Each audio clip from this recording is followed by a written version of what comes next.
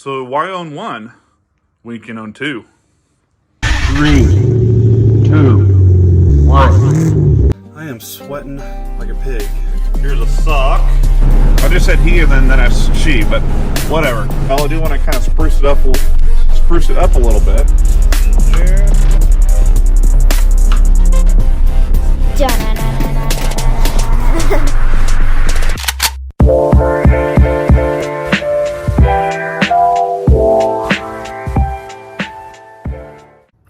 Welcome back to the channel. Today, guys, we're going to be working on a Ford Focus. Not the Ford Focus that we finished up in the last video. That one's for sale. Instead, we're going to be working on this Ford Focus. This is also a 2012 Focus. I'm going to try to show you around the car here in my messy garage. The longer I work on cars, the more clutter develops in my garage. Of course, over there, I have some stuff out of the house. That's my eBay stuff that I'm selling. So anyway, so bear with me here. I'm gonna walk around the car. And as you can see, the car is in pretty good shape. Now this car has 122,000 miles on it, whereas that car over there, also a 2012, has 66,000 miles on it. So this one definitely shows a little more wear and tear. It's got, if I get down here, it's got a little crack in the bumper we're going to address. I don't know if we'll do that in this video or the next. But pretty much this car needs the same thing as we did on the blue one. It needed brakes, which I already got the front brake pads replaced. And neighbor's Challenger. And this one also needs rear brakes, so that's what we're going to do today. And as you can see, it's got a couple of little door dings here and there, but one little spot there we need to touch up with the paint. But no chips on the windshield. Not bad. So I purchased this from a dealer auction, just like I did the blue one. And all right, and here's the interior. This one's got black cloth seats, which needed a good cleaning. We got some stains there on the passenger seat. I think the driver's seat's not too bad, surprisingly. But we do have some stains over here. Probably just dirt and a little bit of water got on them. But interior's in pretty good shape. Nothing special. This is the SEL trim package. So what's the difference between SEL and an SE for a 2012 Focus? For what I can tell is your climate controls are automatic or digital, whereas the other car is an SE. It has analog knobs. This one also has some colored trim pieces, whereas the other car does not. And of course, both cars had cloth seats. And then, as you saw in the last video, we replaced the seats in the other car with black leather out of a titanium. And then, of course, this one has the LED ambient lighting all throughout the car, whereas the other one does not. So other than that, it's the same 2.0 liter naturally aspirated engine, same transmission, pretty much the same wheels, and all around pretty much the same car, just different mileage and different color. So but yeah, like I said, this one does need a lot of the same things. We're gonna clear up the headlights, detail the car, brakes. And this one does need a engine motor mount. So that I ordered and it's been delayed shipping. It's supposed to have been here about a week ago. Or, well, no, not quite a week ago. Well, 4 or 5 days ago, and I'm still waiting on it. So we'll go ahead and address the other things and get the motor mount done when we get it. All right, so one thing I really do like about Fords is their brakes. They're about the easiest to change brake pads on. First on this, get the little clip, pull it off. Get the screwdriver under there. There we go. And then there's little dust caps on the slider pins that hold the caliper on. So put them where you don't lose them.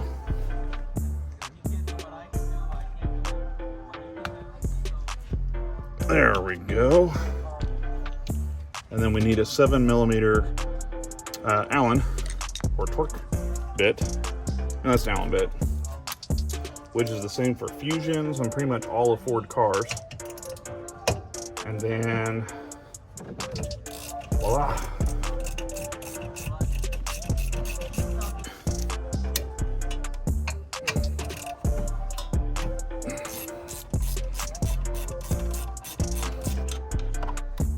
Back ones are on tight.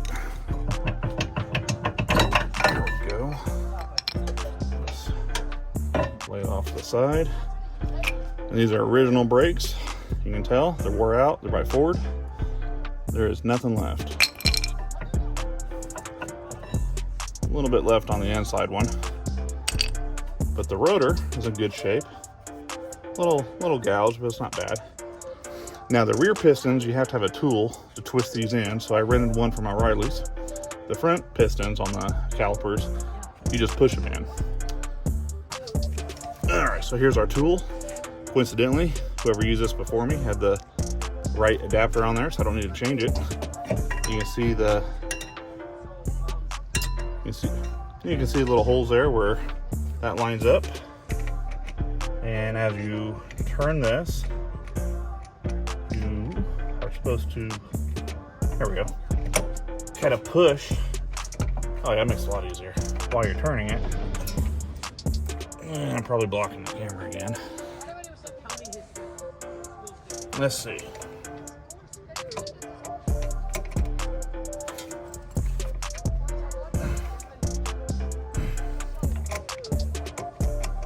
And this will just take a little time here, but we'll get her in there.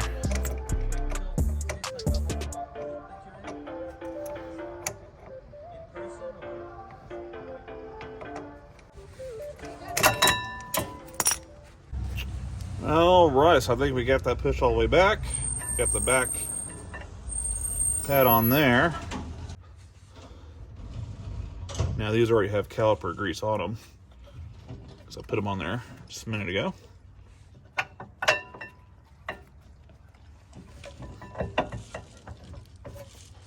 Hey, how you doing? All right, just want me to set this right in here? Yeah, just anywhere is fine. Yeah, thank you.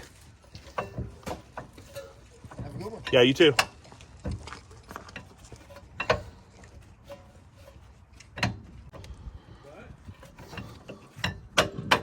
There we go. Start those in there. And let's grab our 7mm. There we go. Much easier without the extension.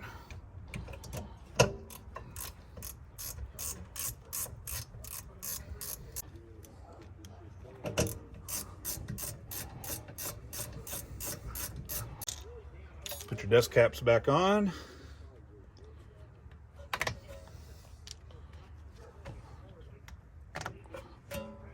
And put our little clip back on.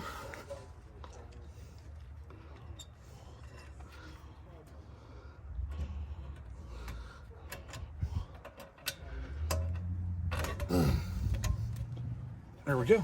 That's all there is to it. Now it's got to go do the same thing on the other side and we'll be all done. Now, one thing I don't like about Ford is their lug nuts. They make these two-piece lug nuts, and what happens is, over time, especially if you live in the Rust Belt, moisture gets up underneath this hat, and then the outer piece starts swelling up, and then you can't get the lug nuts off because they don't fit a socket. And so what I had to do is hammer a socket on to the lug nuts and then use my impact to get them off. Of course, then destroys the nuts. So I got these online, and the pictures online made them look almost the same. However, they're a little bit different, but I don't think that's that big of a deal. Just didn't have this little lip right here, but they're tapered off the same, and it's the same thread. So I think it should work, and if it doesn't, we'll send them back and get something else. All right, guys, I have one wheel, this rear passenger, that I've yet to take these lugs off, which are all swollen just like the rest of them. So I'll go ahead and show you how I got these off, and I'll get these brake pads replaced. So I've got a 12-point 19mm socket. We're going to hammer these onto the lugs.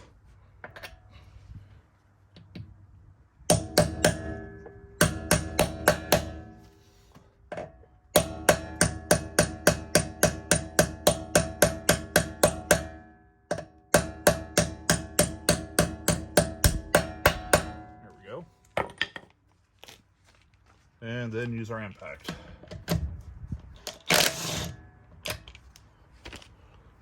And then don't take it off. And then don't take it off all the way, because that lug nut will be stuck in the socket. So I got one of my extensions that has a locking mechanism to lock the socket on. And you just wiggle that off. And then unscrew your lug nut and toss that away and get a new one. And we'll do the same thing on the other 4. All right, then after you're done changing your pads, put the cap back on. First check the fluid level, looks good. Make sure it's still full. And put your reservoir cap back on there. And now we're ready to back this out of the garage and start detailing it. And of course, before we go anywhere, we're going to have to pump the brakes to get the hydraulic pressure back up. Go ahead and start it up there. And just pump it until it feels normal again.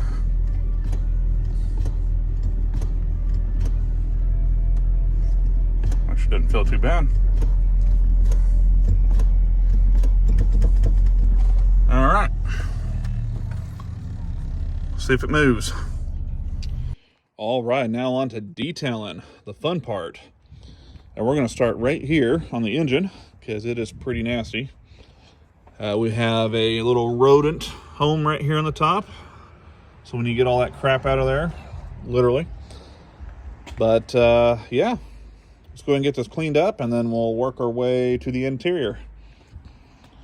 And I'll probably just time-lapse this. You guys seen me do this before. I'm going to use Super Clean, spray down the engine with it, let it sit for a while, use my power washer, and then use my leaf blower. So let's get to it. Of course, the first thing to do, always disconnect your battery. Which on this car is under this silly little cover.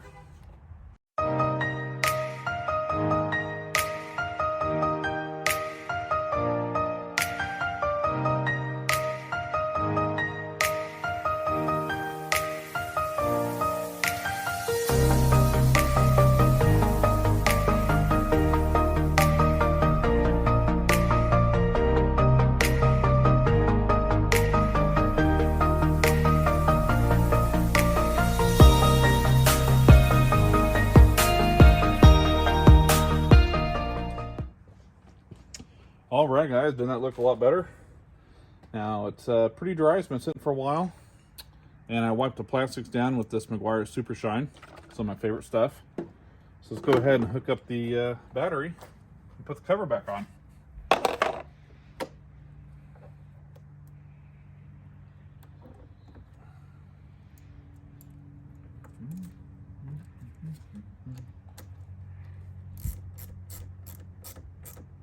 There we go.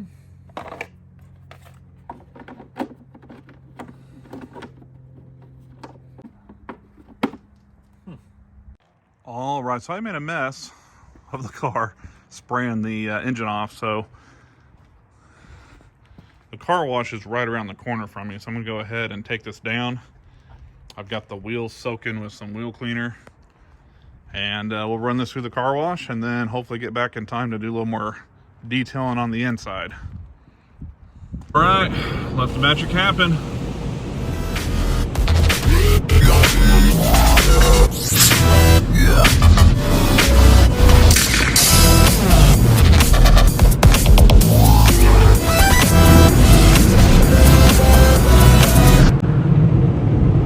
All right. All right, so I'm back from the car wash. It is practically dark. But I went ahead and vacuumed off the seat and the carpet while I was waiting for my drill to charge up. And before we completely lose daylight, I'm going to go ahead and get the seat cleaned up here, and I'll show you how I do it. This is just carpet cleaner. I'm going to let this spray it really good. I'm going to let it soak for a little bit, and then I'll grab my drill and my bristle attachment, and this should get it nice and clean. This little attachment here came with, or the set came with a couple different brushes. I think there's two or three more of these with this drill bit attachment. And I got this off Amazon. It's only a few bucks, and it has worked extremely well. So we'll go ahead and get this in there. Put that on the end. All right, let the magic happen. Might spray some more on there. That seat's absorbing it.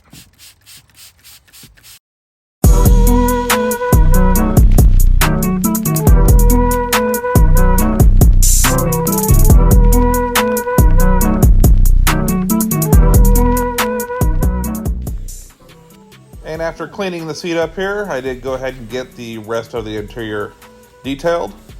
But it was getting late, my phone battery was low, so I went ahead and called it a night.